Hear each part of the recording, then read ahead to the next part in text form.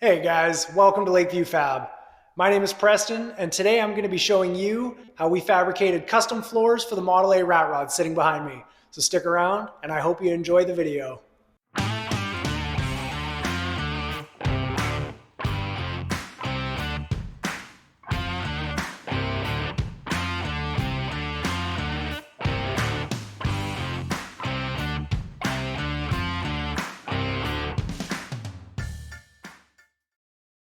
So the first thing we had to do before we could think about floors was start building a structure.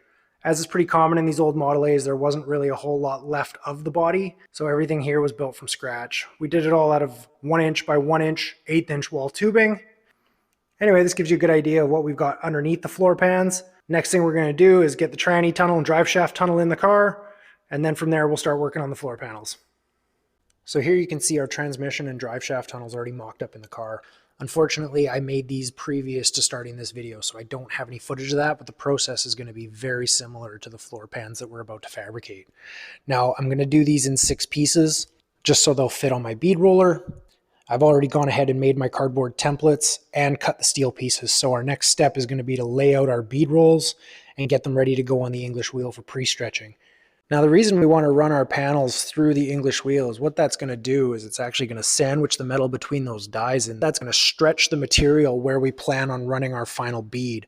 Now, it's very important to actually stretch the metal in the direction opposite of which we're going to bead roll. So if we're going to have our beads facing up like we do on these floor pans, we're going to want to stretch them the opposite direction.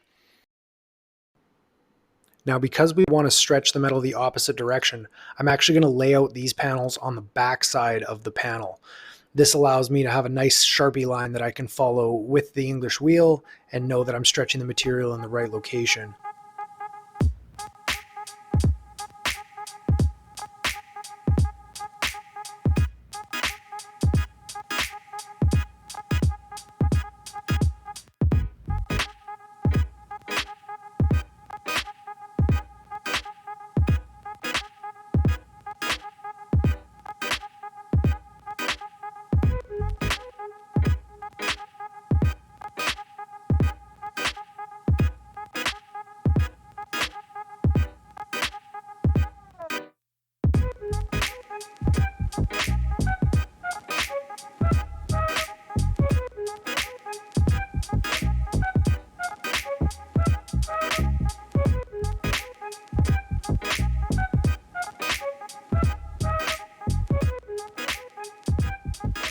Now, while I'm rolling this panel, I'm making sure to only do a first pass at about 1 full turn of pressure. You don't want to do the whole thing in one pass or you risk warping your panel.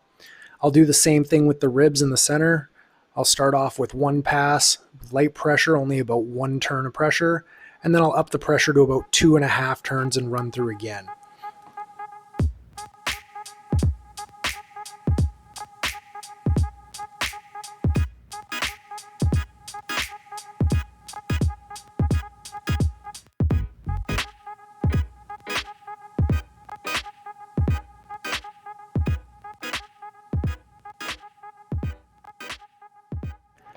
This is a custom punch tool we made for finishing off the ends of beads.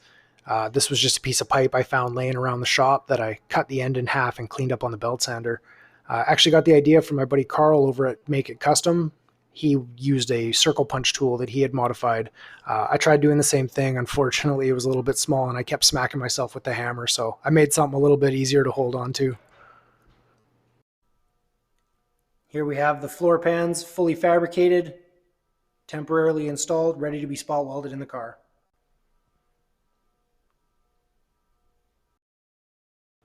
Thanks for checking out this week's video. Don't forget to like and subscribe. We're going to try and put one of these out for you every Friday so you can keep up with what's going on here at Lakeview Fab. Thanks for watching.